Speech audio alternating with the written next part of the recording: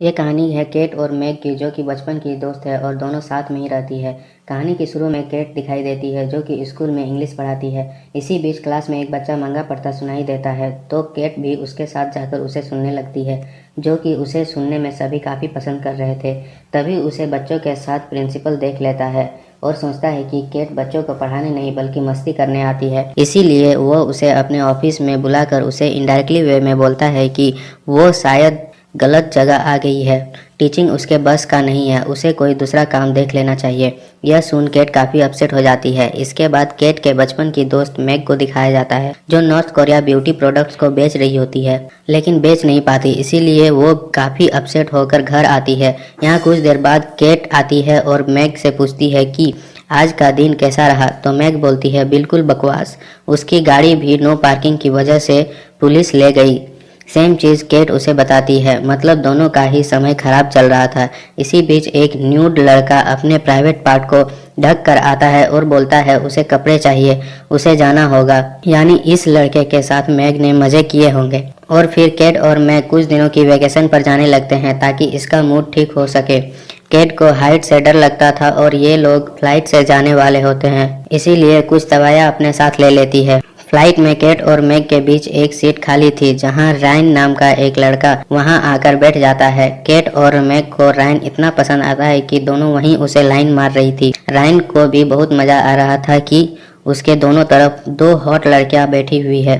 Cat के पूछने पर रायन बताता है कि वह एक फ्रेंड की शादी में जा रहा है और उसे टाइम से पहुंचना है, और तभी मौसम खराब होने की वजह से फ्लाइट को जल्दी ही लैंड कराना पड़ता है। अगली टेक ऑफ 2 दिन बाद थी, इसलिए ये वहीं के एक होटल में रुके हुए थे। तो रायन केट और मैग को होटल की नाइट पार्टी के लिए पूछती है, तो दोनों हाँ कर देती है। लेकिन इन दोनों के पास एक ही ड्रेस थी पहनने को, जो कि केट की थी, और केट मैग को देने से मना कर देती है। इसलिए मैग होटल के रिसेप्शनिस्ट बॉय को कहकर उसकी मॉम की साड़ी पहनकर पार्टी में जाती है, जहां सभी को पता चलता है कि मौसम और ज़्यादा ख़राब होने की वजह से फ़्लाइट काफ़ी डिले हो चुकी है। ये सुनकर रायन काफ़ी अपसेट हो जाता है, क्योंकि अब वो शायद शादी में टाइम से नहीं पहुंच पाएगा। लेकिन तभी केट और मैग डांस करती दिखाई देती है, और इसी बीच मैग की साड़ी उतर जाती है और वो सब दिख जाता है जो दिखना नहीं चाहिए था। लेकिन एक आदमी आकर उसकी ब्रेस्ट को ढक देता है। तभी एक आदमी इसकी फ़ोटो निकाल लेता है। इसके बाद रूम में वापस जाते वक्त मैग पूछती है उसके बलून्स कितने देर दिखाई दिए थे। केट बताती है लगभग 20 सेकेंड। और फिर रायन के साथ केट और मैग ज़्यादा टाइम स्पेंड करने के लिए पूरा शहर घूमते हैं, और पुल पर काफ़ी हॉट ड्रेस पहनकर रायन को सेड्यूस करने की कोशिश करती है। और फिर होटल आकर अगली सुबह वह दोनों देखती है कि रायन अपनी बैग लेकर क्रैक नाम के किसी बंदे के साथ जा रहा था। ये देख केट और मैग भी उसके साथ चल पड़ते हैं। ये रास्ते में फ्यूल भरवाने रुकते हैं, तो केट वहां बाथरूम चली जाती है, लेकिन मैग बाथरूम का दरवाज़ा बाहर से बंद कर देती है। इसके बाद केट टॉयलेट में धंसी खिड़की से किसी तरह बाहर आती है और वहीं नहाकर फिर से गाड़ी में जाने लगती है। और केट अपनी नेक पर चोट लगने के बहाने रायन से मसाज करवाने लगती है और सेक्सुअल वॉइस निकालने लगती है, जिसे देख मैग जलने लगती है और वह वाइन की बोतल में कुछ पिल्स मिलाकर केट को दे देती है। लेकिन केट मना कर देती है और गाड़ी चला रहा क्रैक वह बोतल छीन कर पी जाता है। और सभी सोने के बाद पिल्स की वजह से क्रैक भी सो जाता है और इसकी गाड़ी रोड की साइड्स को ठोक देती है। इसकी वजह से इन्हें रात को एक होटल में रुकना पड़ता है। यहाँ केट को अकेला देखकर रायन उसके पास जाकर किस करता है और उसके साथ इंटीमेट हो जाता है। लेकिन केट देखती है कि रायन का हथियार टेढ़ा है, तो केट के पूछने से रायन बताता है उसके बचपन की गलतियाँ की वजह से उसका टेढ़ा है। इसके बाद अगले दिन केट और मैग को बातें करते दिखाई देती है, तो बातों बातों में मैग के मुंह से निकल जाता है कि रायन का हथियार टेढ़ा है। फिर भी बहुत मज़ा आता है। इसे सुन केट को पता चल जाता है कि मैग भी रायन के साथ इंटीमेट हो चुकी है और इसके बीच फाइट हो जाती है।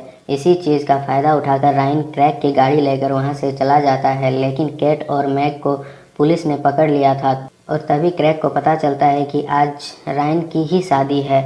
वो झूठ बोल रहा था। यह सुनकर केट और मैग बोलती है वह उसे किसी तरह उसके पैसे दे देगी, बस उसे जल्दी से जाने दे।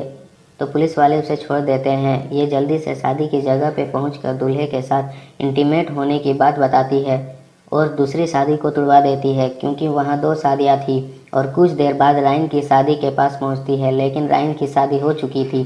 जब रायन केट और मैग को देखता है तो वो वहाँ से भागने लगता है, पर ये दोनों उसे पकड़ लेती है और बोलती है तुमने हमें धोखा दिया है, जिसकी सच्चाई उसकी वाइफ को बता देगी। तब रायन बोलता है मेरी गलती नहीं है, तुम दोनों ही मेरे साथ ये सब करना चाहती थी। तभी रायन की वाइफ वहाँ पहुँच जाती है, जो कि रायन को दबा कर रखने वाली लग रही थी। ये देख दोनों वापस आ जाती है और बोलती है उसके साथ रहना ही उसकी सज़ा होगी। अब उनकी वापस जाने की फ़्लाइट में 4 घंटे पड़े हैं। इसके बाद मैग क्रैक की दुकान में जाकर उससे माफ़ी मांगती है और वापस जाने से पहले उसे किस करती है। फिर मैग वहाँ से एयरपोर्ट के लिए निकल जाती है और मैग केट को कहती है अब हमें साथ नहीं रहना चाहिए। इसका मतलब ये नहीं कि हम नहीं मिलेंगे, हम पहले से भी ज़्यादा मिलेंगे, और केट इसके लिए हाँ कर देती है। इसके बाद केट वापस से स्कूल चली जाती है और प्रिंसिपल को कहती है कि वह अपनी नौकरी नहीं छोड़ेगी। फिर प्रिंसिपल कहता है कि तुम्हें नौकरी छोड़ने को किसने कहा, तुम असिस्टेंट वॉलीबॉल कोच बन जाओ, और कैट हाँ कर देती है। और मैग भी क्लासेस लेना शुरू कर देती है और क्रैक के साथ लॉन्ग डिस्टेंस रिलेशन में भी है। फिर हम देखते हैं कैट मैग से एक कमरा छोड़ कर ही रहती है और दोनों रोज़ शाम साथ मिलते हैं।